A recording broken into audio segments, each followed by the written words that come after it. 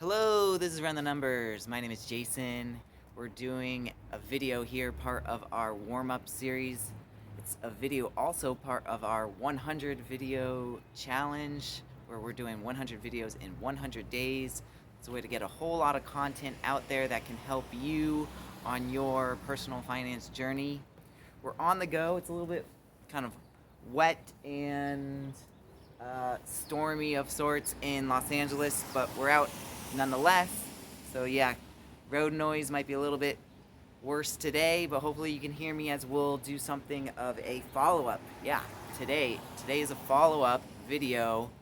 I most recently did a video on a potential new investment, that being Treasury bills. Today is a follow-up on that discussion, where we'll tell you a little bit more. In particular, I might have left you hanging as to how to purchase, how to get the Treasury bills, and also some other kind of finer details. So I want to kind of do a follow-up so that you have more information and consider Treasury bills as a potential investment.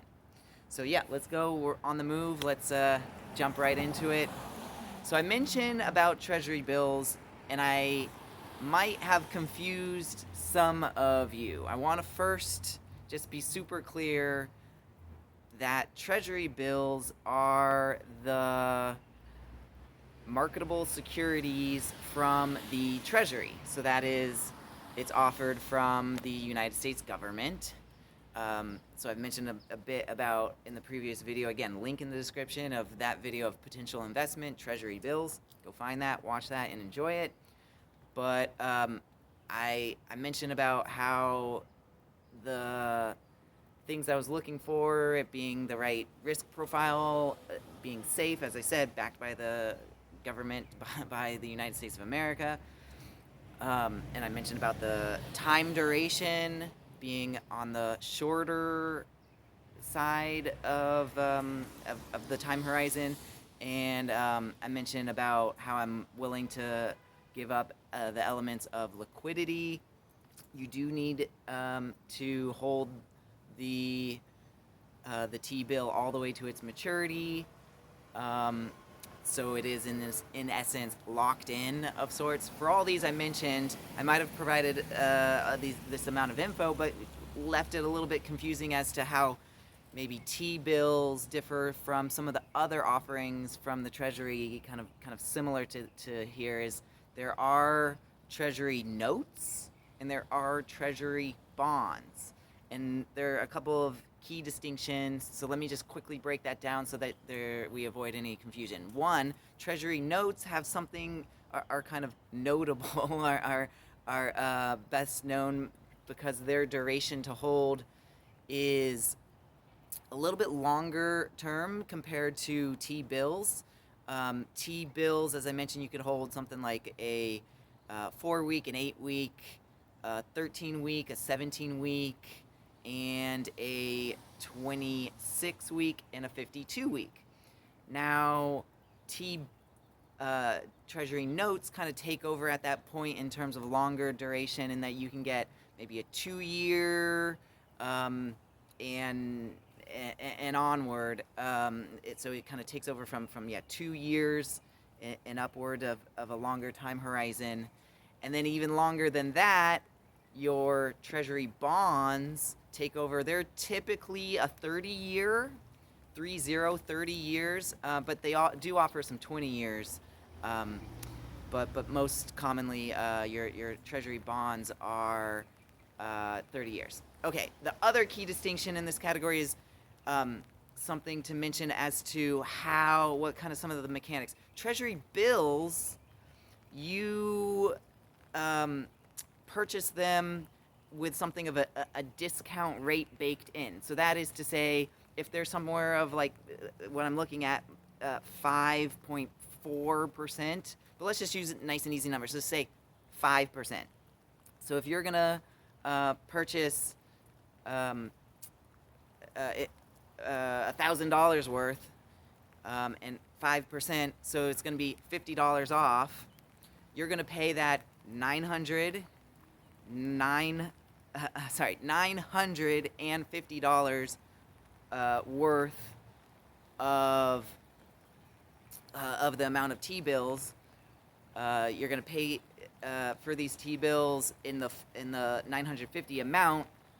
You wait all the way to the end of the maturity, say something like 4 week, 8 week, whatever it is, and then at that time period, say 4 weeks later, 8 weeks period, 8 weeks later, then you get the full $1,000 face value amount.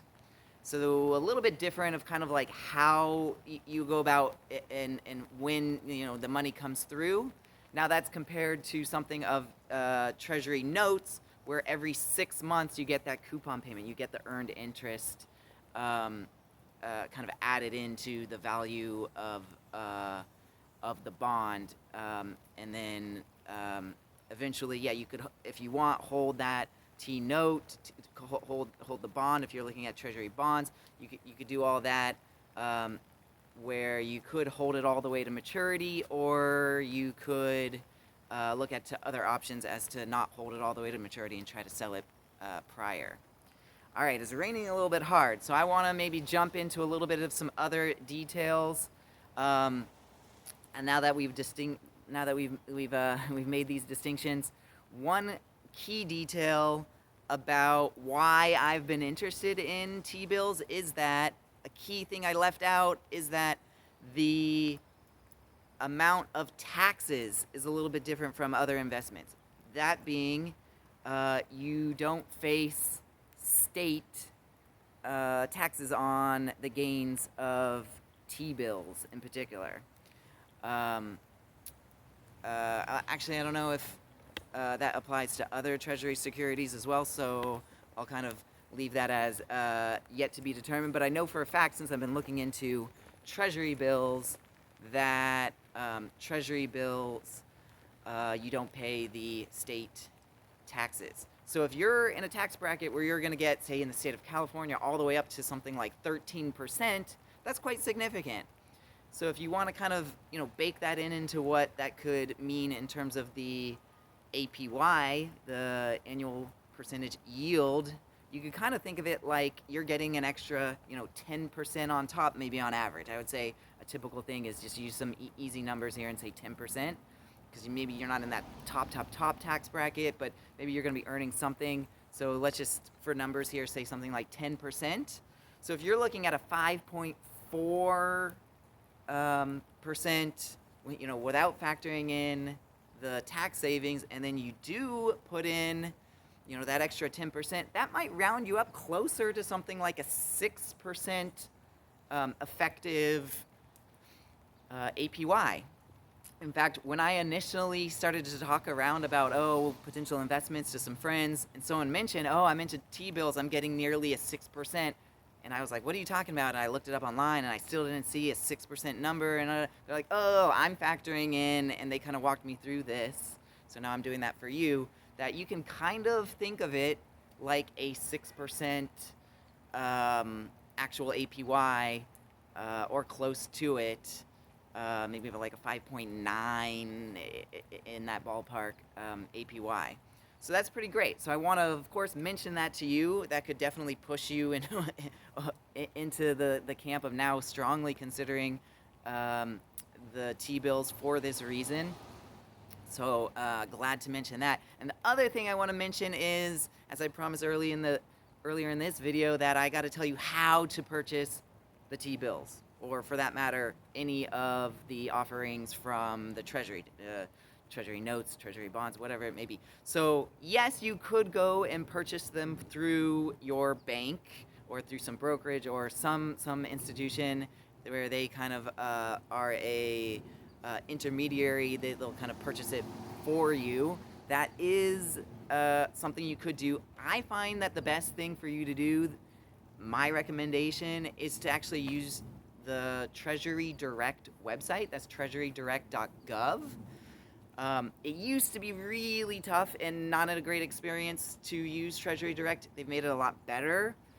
There are some things to keep in mind. Some things maybe as some pro tips here to mention. One is give yourself plenty of time for things like setting up your account, um, linking your bank account as a source of funds to do the purchases. Give yourself plenty of time. Don't give yourself it to the last minute.